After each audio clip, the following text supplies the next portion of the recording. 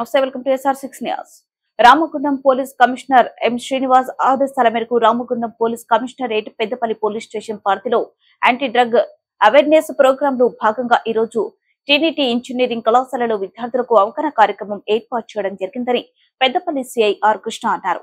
అనంతరం ఆయన మాట్లాడుతూ గంజాయి తదితర మాదక ద్రవ్యాలపై విద్యార్థులకు అవగాహన అవసరమని, విద్యార్థులు గంజాయి మాదక ద్రవ్యాలకు, సిగరెట్, గుట్కా, ఆల్కహాల్ వంటి చెడు అలవాట్లకు ఆకర్షితులు కావద్దని, వాటిని ఆకర్షితులై జీవితాలు నాశనం చేసుకోవద్దని, అంతేకాకుండా విద్యార్థులు చదువుపై దృష్టి సారించి ఉన్నత లక్ష్యాలను పెట్టుకుని జీవితంలో ఉన్నతి స్థానానికి ఎదగాలని సూచించారు.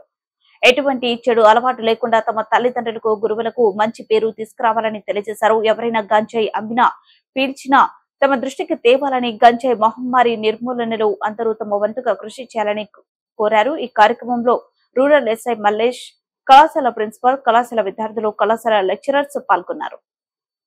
మనం చేయగానే మనం ఏమంటూ 5 lakhs వచ్చాయి, మీరు ఒక 20,000 పంపించండి అంటాడు. ఫస్ట్ దానికి రిజిస్ట్రేషన్ ఛార్జెస్ లేదా ఛార్జ్ 20,000 పంపిస్తాం.